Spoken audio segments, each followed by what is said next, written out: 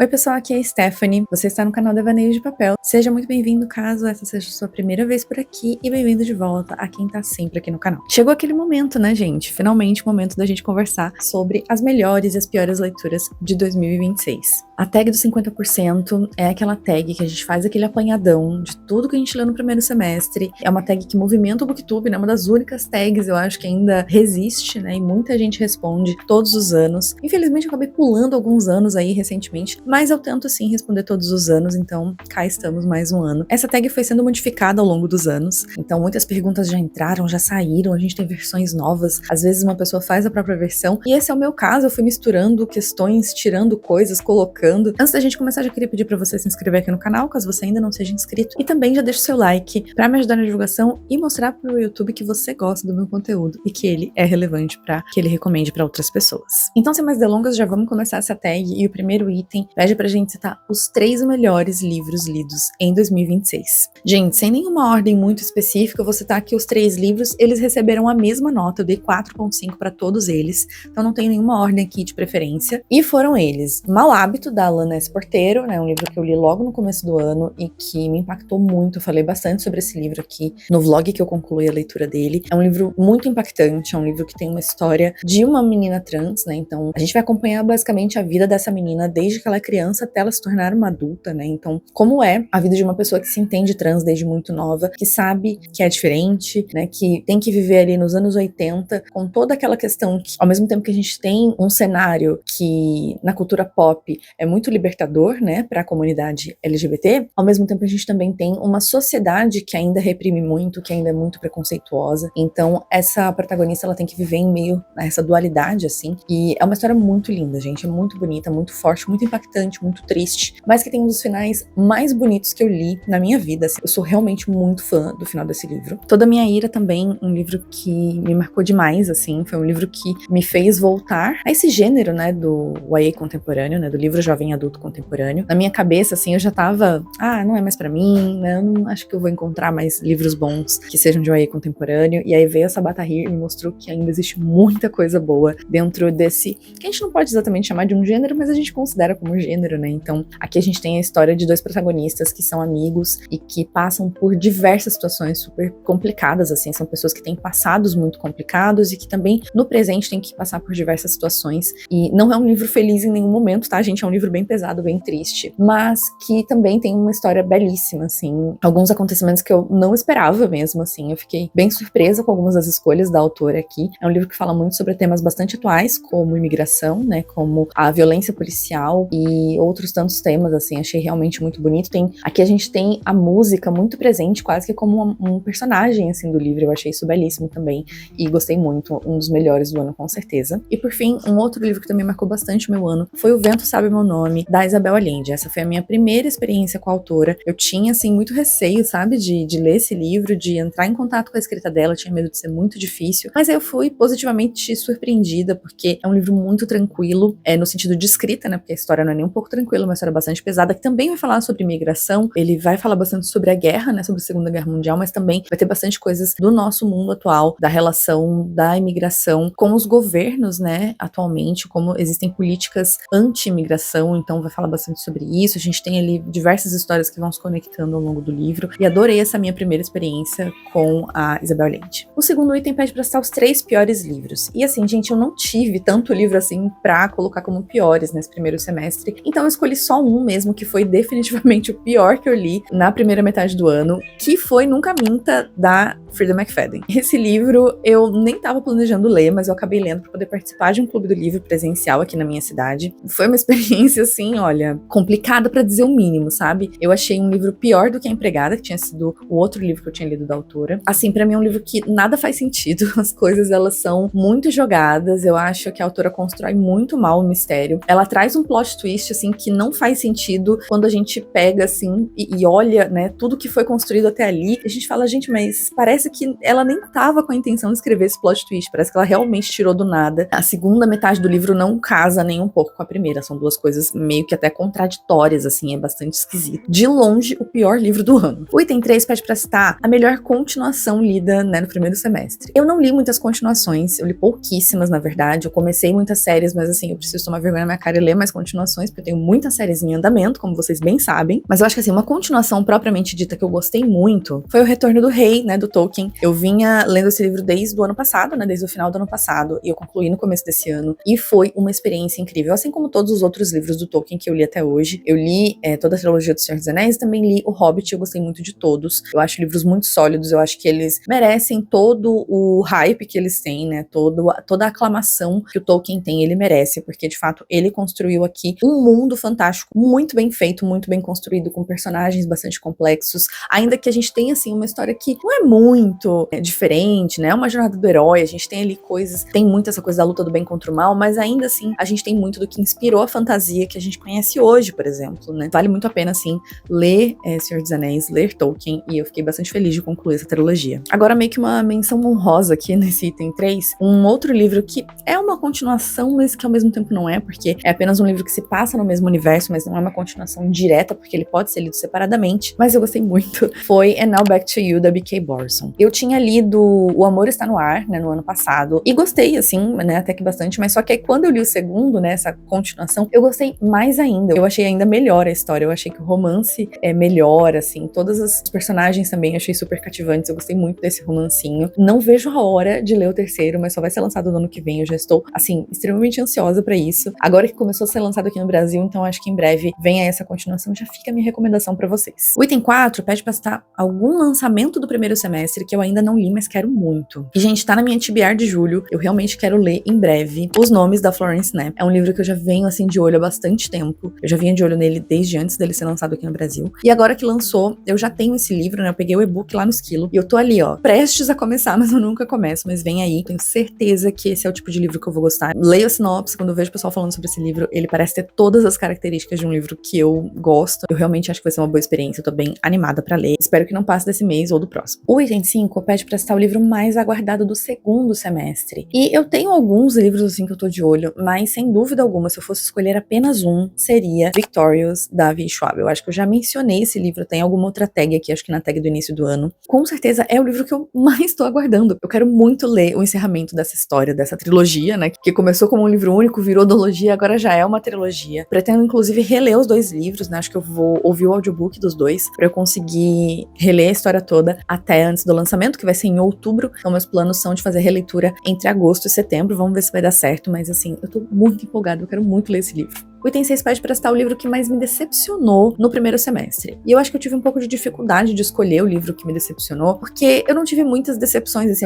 eu li muitos livros bons e muitos livros medianos, mas que não necessariamente me decepcionaram, e o livro ruim lá, né, da Alfred McFadden. Mas, olhando assim, pra não deixar sem nenhuma resposta, eu acho que um dos que me decepcionou um pouco foi The Six Deaths of the Saint, da Alix E. Harrell. O que eu ouvia falar desse conto, que era o melhor conto já escrito na história da fantasia contemporânea, que era uma coisa assim de louco, todo mundo amando, dando 5 estrelas, favoritado. Então eu fui com as expectativas um pouco altas, e aí o que eu encontrei foi uma história que sim é boa, que sim é bem escrita, mas que por ser um conto muito curto, eu senti falta de um desenvolvimento maior. Não tô dizendo que eu queria que fosse um livro, afinal de contas a proposta é que seja um conto, mas podia ter algumas páginas a mais, umas explicaçõezinhas, uma coisa aqui, outra ali, que tornasse a história um pouco mais robusta. Mas não é ruim, tá? De jeito nenhum, não é um conto ruim. Ele só não, assim, atingiu realmente as expectativas que eu tinha. Agora, o item 7, né, o oposto, pede pra citar um livro que me surpreendeu nesse primeiro semestre. E Oração para Desaparecer foi um livro que me surpreendeu também por essa questão de já ter ouvido algumas coisas sobre ele, ter encontrado algo um pouco diferente do que eu imaginava. Sim, eu cheguei a ouvir, sim, algumas pessoas falarem muito bem desse livro, falarem até que era melhor do que Cabeça do Santo. Quando eu li Cabeça do Santo, eu fiquei, assim, um pouco... A minha expectativa era de ter gostado muito mais, apesar de eu ter gostado, eu não amei aquele livro. E eu acabei gostando mais desse aqui, gente. Não era algo que eu tava esperando. Eu achei que ele fosse ser, assim, mediano, ok, mas eu gostei bastante. Eu achei um livro muito bom. E também foi muito legal depois poder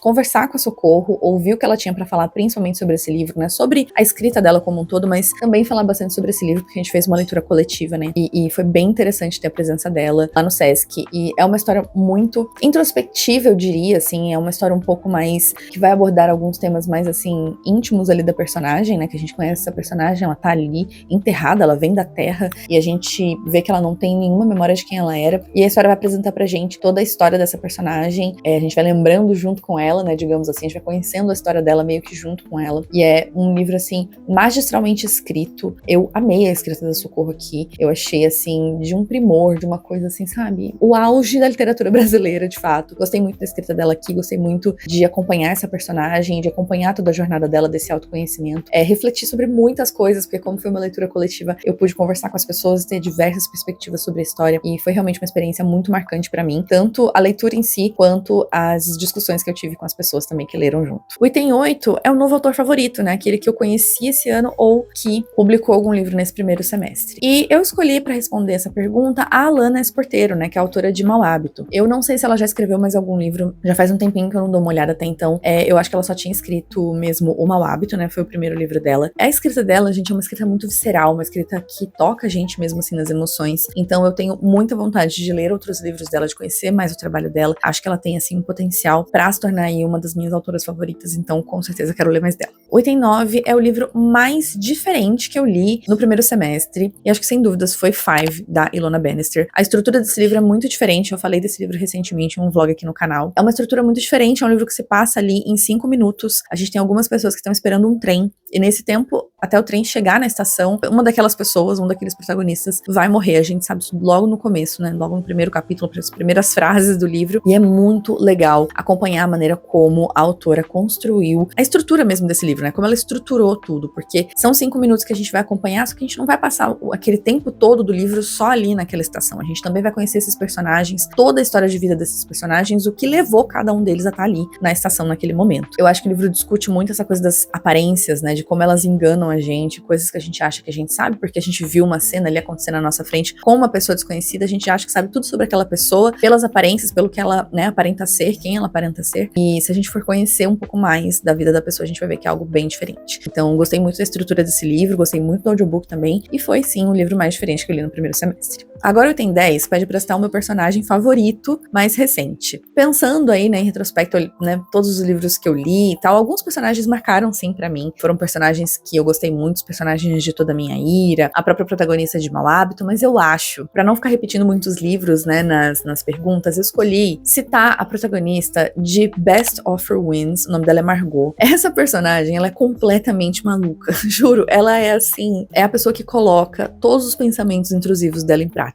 Tudo mais maluco, assim, que ela pensa em fazer, ela simplesmente vai lá e faz, porque ela tem um objetivo e nada vai impedi-la de chegar nesse objetivo. Ela quer comprar uma casa, por diversos motivos, ela encontra obstáculos pra poder comprar essa casa, e aí as coisas que ela vai fazer, gente, pra conseguir comprar essa casa, são realmente muito absurdas. Eu fui ficando, assim, cada vez mais chocada a cada capítulo, mas ela é uma personagem que, assim, gente, defenderei, tá? Desculpa se você for ler esse livro e você não entender como assim alguém pode defender a Margot, pois eu estarei aqui, eu defenderei Margot. Se ela não tiver nenhum defensor, é porque eu morri, tá? Porque eu vou defender ela pra sempre. O item 11 pede pra citar um livro que me fez chorar no primeiro semestre, e Toda a Minha Ira eu vou ter que citar aqui novamente, porque eu acho que foi o único livro, assim, que eu me lembro que me fez ficar mais emocionada. Eu, de fato, chorei com esse livro, assim, ali mais pra parte do final. Foi uma experiência realmente muito marcante, muito emocionante pra mim, que conversou comigo em diversos níveis, assim, ainda que eu não tenha uma identificação específica com as situações vividas pelos personagens, a maneira como a Sabá construiu essas histórias me tocou demais, assim, e eu realmente me emocionei. Então foi um livro aí que eu chorei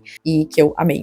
Agora a gente sai das lágrimas para o riso, e o item 12 pede pra citar um livro que me deixou feliz nesse primeiro semestre. E eu acho que o livro que me deixou mais feliz, que eu realmente me lembro de ter sorrido muito, sabe, mais do que dado risada, eu realmente fiquei genuinamente feliz com esse livro, ainda que ele não seja um livro, assim, que trate de um assunto muito feliz, foi a HQ Morte. Eu tenho ela física, só que tá emprestada com uma amiga minha, e é uma história que, assim, vários velhinhos se juntam pra matar a morte, morte, né? Uma coisa assim, que a gente pensa, mas como assim alguém vai matar a morte? Pois é, eles resolvem fazer isso porque eles não se conformam que um dos amigos, né, do grupo de amigos dele tá ali à beira da morte. Então eles falam, não, vamos se juntar, vamos impedir a morte de matar as pessoas, porque a gente não pode deixar nosso amigo morrer. E é óbvio que isso aí, gente, vai impactar o mundo de diversas maneiras. Muitas coisas vão acontecer por causa dessa falta da morte, né? Quando a gente tem um mundo em que as pessoas não morrem mais, o que acontece? Então a gente já tem algumas reflexões parecidas em outros livros, né? Esse livro, inclusive, muita gente lembrou de um livro do Saramago, que é o As Intermitências da Morte. Então a gente tem ali bastante semelhanças com esse livro. Eu também lembrei bastante de O Ceifador, mas a maneira como os autores, né, que são os dois irmãos, o Guilherme Bon e o Carlos Ruas, é muito interessante como eles constroem uma visão um pouco mais cômica mesmo, né, dessa situação, assim, porque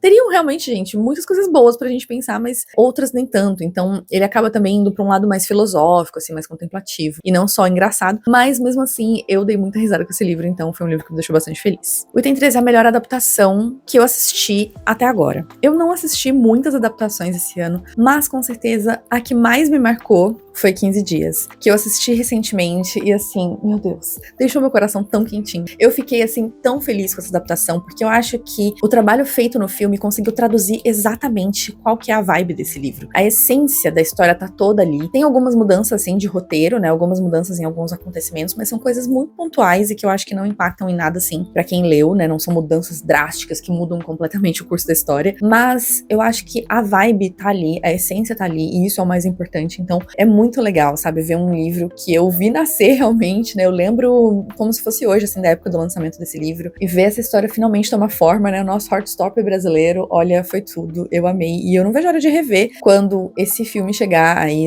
aos streamings, né, se eu não me engano vai chegar na Netflix, então quando chegar com certeza eu vou rever, porque eu gostei muito.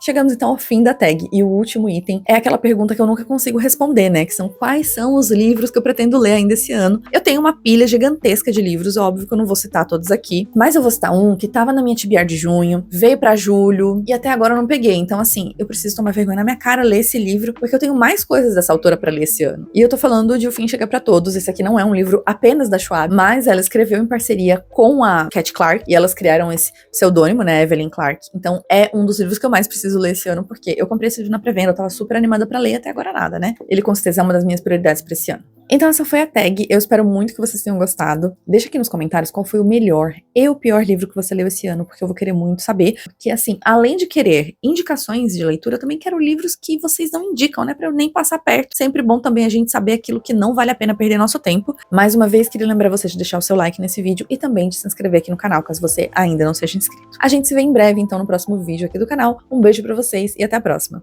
Tchau!